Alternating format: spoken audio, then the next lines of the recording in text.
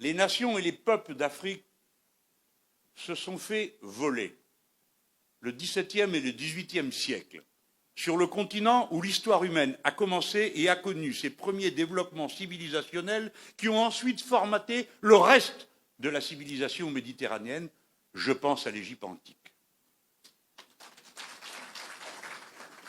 Vous vous êtes fait voler le XVIe, le XVIIe siècle et une partie du XVIIIe par l'esclavage. Puis le XXe par la colonisation. Je ne donne pas de leçons, je fais juste la remarque. Les médias actuels ne portent leur attention sur l'Afrique que pour donner des mauvaises nouvelles.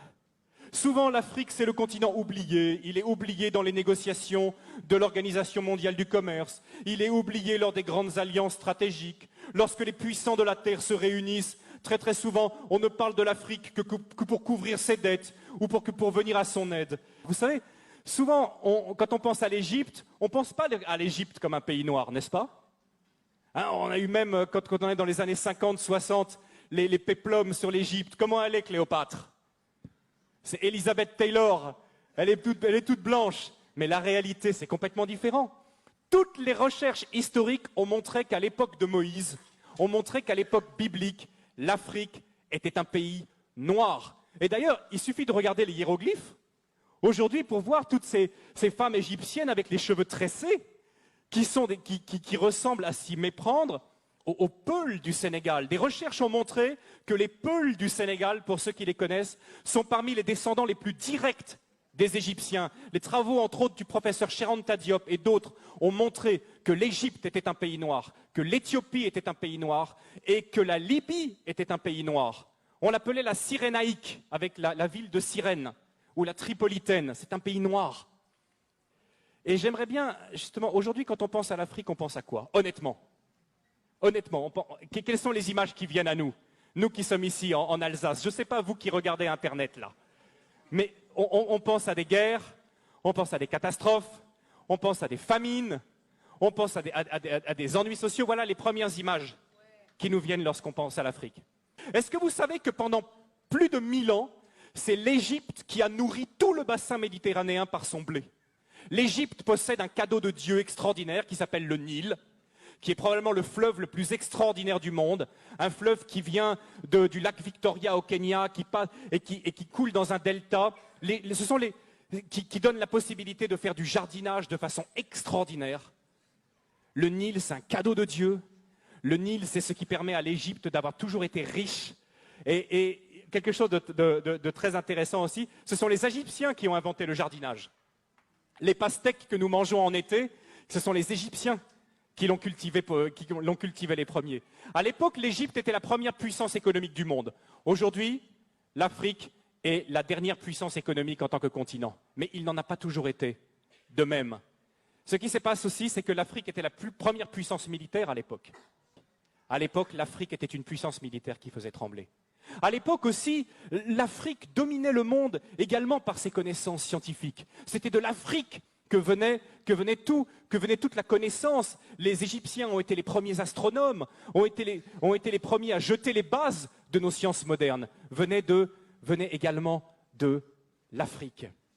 C'était aussi une époque où l'Afrique accueillait les réfugiés. Aujourd'hui, on pense que l'Afrique, c'est le pays qui envoie plutôt des réfugiés. Mais à l'époque, l'Afrique accueillait les réfugiés. La grande différence entre l'Afrique et nous, c'est que l'Afrique et les Africains sont concentrés et se focalisent sur les personnes, alors que nous nous focalisons sur les choses.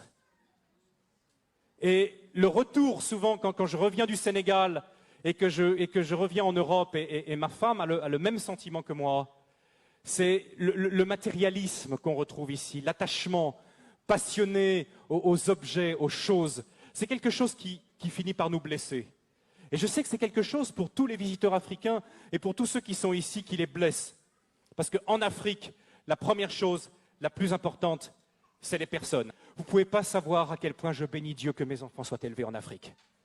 Je bénis Dieu. Vous savez, lors de notre premier retour, après 3 ans passés en Afrique, notre premier retour, on avait une petite fille, notre deuxième, Loïs. Je crois qu'elle avait 2 ans. Et quand elle venait ici en Alsace, elle passait son temps comme ça à lever les mains. Quand elle voyait les gens, elle levait les deux bras comme ça. Parce qu'elle savait qu'en Afrique, elle avait expérimenté que quand un enfant tend ses bras, qu'est-ce qui se passe? N'importe qui soit de la famille ou pas, va prendre l'enfant dans les bras, dire une parole gentille, le consoler. Et elle était là en Europe, elle tendait ses bras comme ça, mais c'est pas la même chose ici. C'est pas la même chose.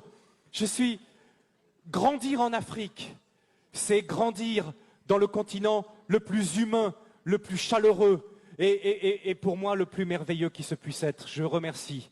Encore une fois ce matin, je profite de ce passage, je dis merci à l'Afrique. L'Afrique est le continent le plus humain du monde. Alors bien sûr, chez nous, ça nous a apporté beaucoup.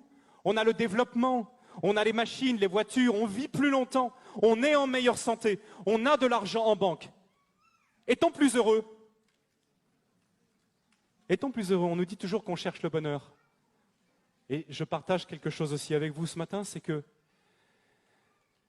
je trouve en moyenne que les Africains que je connais sont beaucoup plus heureux, même s'ils ne sont pas chrétiens, sont en moyenne beaucoup plus heureux que même beaucoup de chrétiens que je connais en Europe. C'est triste à dire, n'est-ce pas? Mais nous sommes tellement soucieux. Et si nous regardons bien d'où viennent la plupart de nos soucis, viennent souvent de questions matérielles. Questions d'argent, des questions de travail qui nous minent.